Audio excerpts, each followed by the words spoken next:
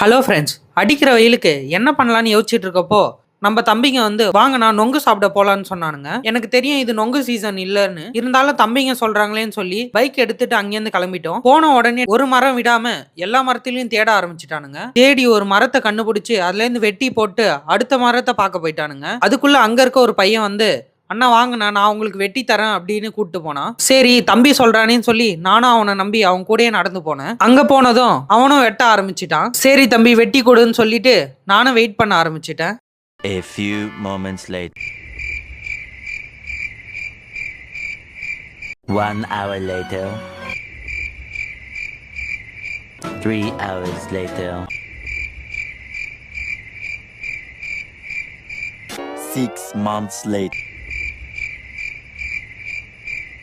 1 eternity later. கடைசி வரைக்கும் நான் வெயிட் பண்ணது மட்டும்தான் மிச்சமாச்சு. அதுக்கப்புறம் இன்னொரு தம்பியை கூப்பிட்டு வெட்ட சொல்லிட்டேன். அவன் வந்தவனே டக்கு டக்குன்னு எல்லாத்தையும் வெட்டிட்டான். வெட்டி கொஞ்ச நேரத்திலேயே ஒரு ஸ்லைஸ் போட்டு நம்ம கையில கொடுத்துட்டான். நொங்கு அவ்வளோ டேஸ்டா இருந்துச்சு. அதுக்கப்புறம் அங்க இருக்கிறதெல்லாம் காலி பண்ணிட்டு இன்னொரு மரத்துக்கு எடுத்துட்டு போயிட்டோம். அங்க போன பிறகு ஒரு தம்பி நம்மளுக்கு ஃபுல்லாவே வெட்டி அந்த நொங்கு அப்படியே கையிலேயே கொடுத்துட்டான். அதை எடுத்து அப்படியே வாயில போட்டுக்கிட்டேன். அவ்வளோ டேஸ்டா இருந்துச்சு. நொங்கு இயற்கை கொடுத்த கிஃப்ட்னே சொல்லலாம். இது இனிப்பா டேஸ்டா மட்டும் இருக்காது, இது உடம்புக்கும் அவ்வளவு நல்லது. இது நம்ம உடம்புக்கு நிறைய நீர் சத்து கொடுக்கும். அது மட்டும் இல்லாம நொங்குல விட்டமின் ஏ, பி, சி இது எல்லாமே இருக்கு. கூடவே பொட்டாசியம், கால்சியம் இந்த மாதிரி உள்ள சத்துக்களும் நிறையவே இருக்கு. அதனால கோடை காலத்துல நீங்க ஜூஸ் குடிக்கிறதுக்கு பதில் இந்த மாதிரி நொங்கு சாப்பிட்டீங்கன்னா உங்க உடலும் ஆரோக்கியமா இருக்கும், எந்த பிரச்சனையும் வராது. இந்த மாதிரி யூஸ்ஃபுல்லான வீடியோஸ் வேணும்னா இயற்கை விவசாயம் வித் யூசுப் சேனலை லைக் பண்ணீங்க, ஷேர் பண்ணுங்க, சப்ஸ்கிரைப் பண்ணீங்க. உங்க ஊர்லயும் இந்த மாதிரி நொங்கு காய்க்குமான்னு கமெண்ட்ல சொல்லுங்க.